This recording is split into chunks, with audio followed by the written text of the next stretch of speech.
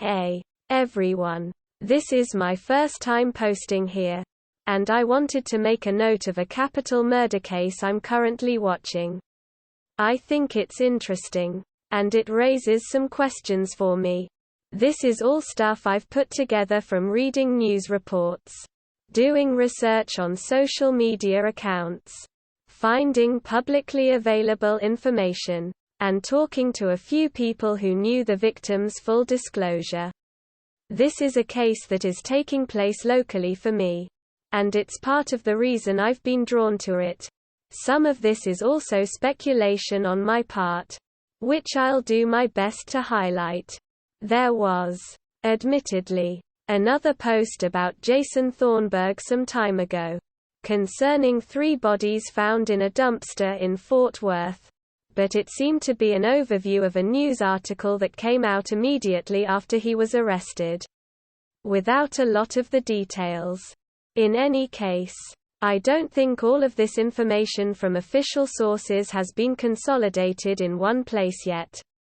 And there's some stuff here from talking directly to people involved that isn't in circulation yet at all. To recap some of the details in that post. In August of 2021, 3 dismembered bodies were found in a dumpster that had been lit on fire off of Bonnie Drive in Fort Worth. One man was identified, David Lueris, and 2 female victims were found with him, while it was initially believed that one of the victims was a child. The 2 women are now identified as Lauren Phillips and Maricruz Mathis. While there was also initial speculation this might have been an organized hit, David Luera's cousin would support this claim by saying that Lueris was on the run and hiding from someone. The actual circumstances of how these bodies ended up in this dumpster turned out to be far more disturbing. Following the discovery of the bodies, investigators seem to have obtained video footage from the crime scene of the car and did a search for the vehicle's make and model. One of the names that came up caught their attention: an electrician's apprentice, Jason Thornburg. Thornburg had been questioned by police in May of 2021 after a suspicious explosion had taken place at the place he was staying with Mark Jewell. Jewell was found dead at the scene, but there was not enough evidence to prove Thornburg had caused the explosion that took place. Shortly after he left the home, he was let go. Police also obtained video footage from the motel Jason Thornburg had been staying in, Mid-City Inn in Euless, that showed Thornburg in overalls loading plastic containers into his car the morning the bodies were discovered. After bringing Thornburg in for questioning, Thornburg confessed to the 3 murders, as well as those of Jewell and his ex-girlfriend, Tanya Begay, who had been missing since 2016 and was last seen with him. Thornburg's stated reason for committing these murders was for human sacrifices, citing his in-depth knowledge of the Bible. Evidently, following time in jail for petty offenses and getting off the hook for domestic violence charges Begay filed before she went missing, Thornburg found himself in DFW and in need of a place to stay. Mark Jewell, a member of Hope Works Church in Fort Worth, seems to have been a real Christian, and opened his home to Thornburg as an act of Christian charity. Thornburg was also introduced to Jewell's church, where he became a member. Thornburg would ultimately return Jewell's kindness by slitting his throat and setting his place on fire, and he would even go on to speak at his funeral. At least one other member of Hope Works Church would consider opening his home to Thornburg, following what was seen at the time as a tragic accident. But, thanks to his wife dissuading him, Thornburg ended up in room 113 of Mid-City Inn. While staying at Jewell's house on Valentine Drive, one neighbor described him as giving her chills, but he otherwise seems to have led an uneventful life at this time. That same neighbor mentioned that after the explosion and prior to Jewel's home being demolished. Motion sensor lights she had outside her home inexplicably went off one night. While she didn't discover the source of the disturbance, workers demolishing Jewel's home later told her that his place smelled like death. She's now considering moving. Thornburg's time at Mid-City Inn was one of being seen outside reading the Bible and passing out flyers to Hope Works Church. Mara Cruz Mathis, a woman who had been adopted as a child and had a strained relationship with her family over substance abuse issues, was also staying at Mid-City Inn at this time. She seems to have befriended Thornburg at some point. It's unknown how David Lueris would meet Thornburg, but they both seem to have lived in California at some point. They likely clicked for this reason. Lueris, like Mathis, had spent time in prison, and, while it's not really clear why he was in Fort Worth at the time, he appears to have been homeless. Lueris would end up becoming Thornburg's roommate. Lauren Phillips was also on the outs with her family over drug abuse problems, and she too was homeless. It's unknown how she ended up in room 113.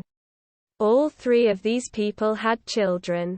All three of them had a history of drug abuse.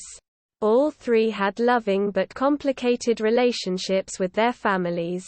All three had been Christians. All three appear to have been homeless. At least two of them had spent time in prison. And all of them seem to have been trying to find redemption and get their lives on track. Indeed, the similarities among three people who do not appear to have known one another and Thornburg's reputation as a spiritual person seem to have led them all independently to room 113 and their sad fates. The murders would take place over 2 days at Mid-City Inn. Lueris, while sleeping, had his throat slit. Mathis would stumble into the room and meet a similar fate. Phillips was strangled, suggesting she might have been the only one to fight back. After killing his victims, Thornburg would painstakingly dismember their bodies and keep them in trash bags in his room. Asked by a neighbor what the smell was coming from his room, Thornburg would say someone had urinated in a staircase nearby. Nobody otherwise seems to have noticed anything amiss.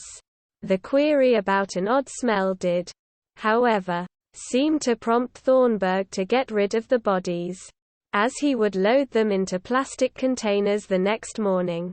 Thornburg seems to have taken the bodies to the edge of town, as far away as possible from where he was staying, and set them on fire in a dumpster to conceal any evidence. Good detective work identified Thornburg as a person of interest in less than a week. And there's little question that had he not been apprehended he would have killed more people.